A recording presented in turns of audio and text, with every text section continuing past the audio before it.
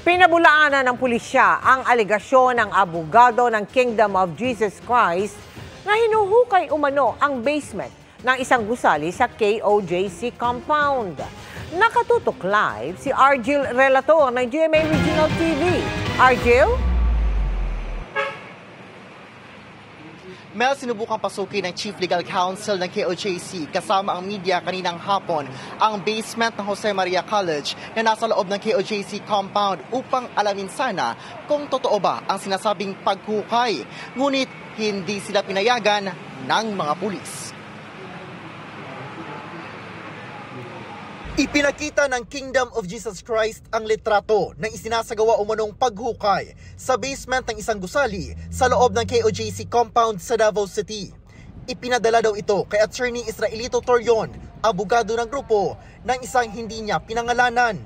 Nasa 8 metro na umano ang hukay sa basement ng Jose Maria College, kaya nalalagay na raw sa panganib ang gusali.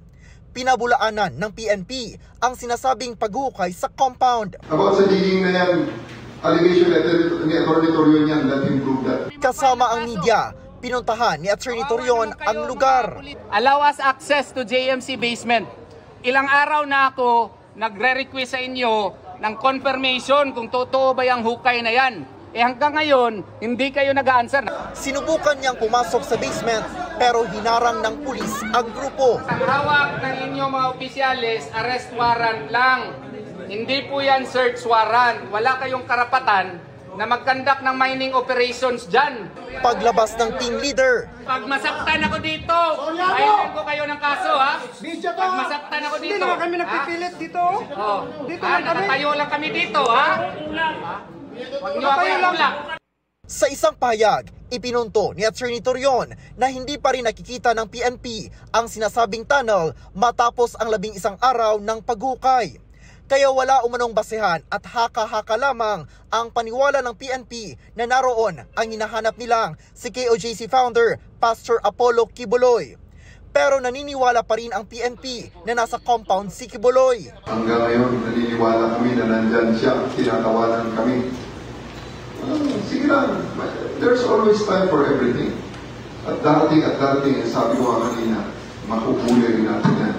Hindi daw titigil ang kapulisan hanggat hindi nahuhuli sina Pastor Kibuloy na nahaharap sa kasong child abuse at human trafficking. Kagabi ay may direktang death threats na sa aking mga anak. Pero hindi kami magpapatingan. Hindi tayo magpapatingan. Tandaan natin kung bakit nandito tayo.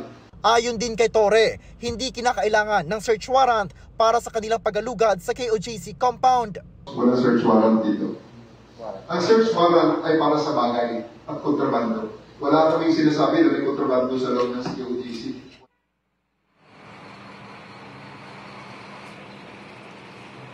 Ngayong hapon ay nagbigay ng anunsyo ang PNP na pinagbabawal umano ang pagpasok ng mga hindi kasama sa hanay ng PNP sa mga lugar sa loob ng KOJC compound na may mga police line. Mel. Maraming salamat sa iyo, Argil Relator. Samantala sa gitna ng pagtugis kay Pastor Apollo Kibuloy, nagmo-monitor naman at nag-iimbestiga ang Commission on Human Rights kung may nalalabag bang karapatang pantao. Kabilang sa inaalam ay kung nalalabag ang freedom of religion o kalayaan ng mga miyembro na isabuhay ang kanilang pananampalataya. Sa gitna yan ng umano'y pagbabawal ng PNP na magamit ang kanilang katedral at paglagay ng kordon sa paligid nito. Paalala ng komisyon, dapat limitado ang police operation sa pagpapatupad lang ng arrest warrant at hindi search warrant o paggalugad sa lugar.